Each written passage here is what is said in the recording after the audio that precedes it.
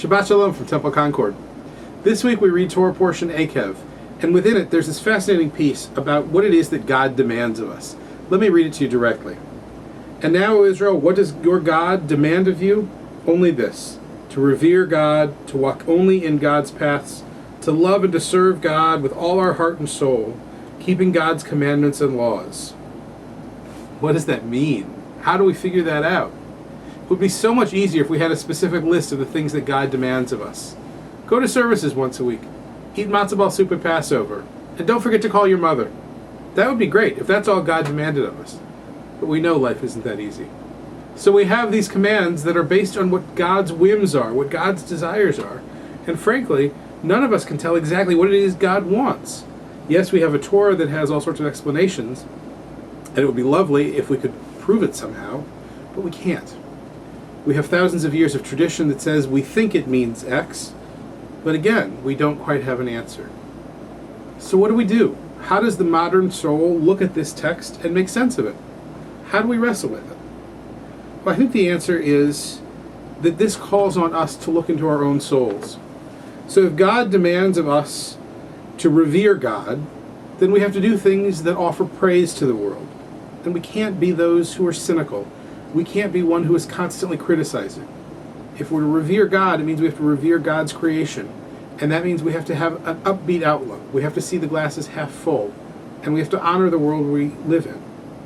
If we're only going to walk in divine paths, well, it's hard to know what the divine path is, except to say that when we hit that fork in the road, we have to choose the right side.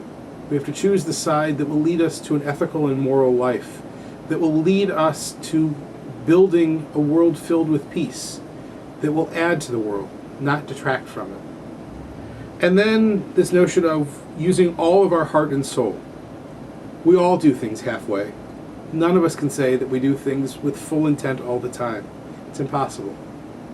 But if we can be more conscious, more often, about giving full effort, then I think we begin to make headway on this command. And then there's this idea of keeping God's commandments and laws. On a simple level, that's following the rules in the book. It's following the commandments in the Torah. But beyond that, particularly for us as progressive, liberal Jews, it means that we need to see that there is an order in the world, and that by experiencing Jewish life and exploring Jewish life, we're not only enjoying that order, but we're adding to it.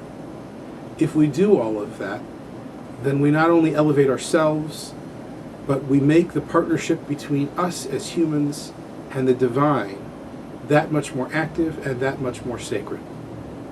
It's what we do here at Temple Concord every week, every day.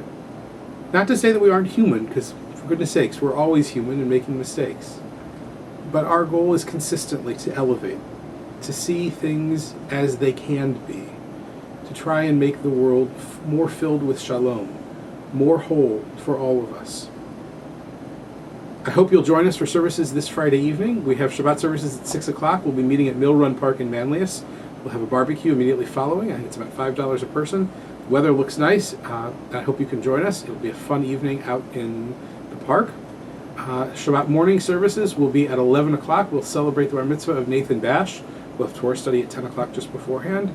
And our final outdoor service of the summer will be at the JCC in 2 weeks on the 24th, poolside. So bring a swimming suit, and it'll be a very casual, laid-back Shabbat service poolside at the JCC, and we'll have a chance to not only pray together and eat together, but also take a dip in the pool together and swim and enjoy the last little taste of summer. For now, I hope you're having a wonderful summer. I hope you're adding to the peace of the world, and I look forward to seeing you at the temple. Shabbat Shalom.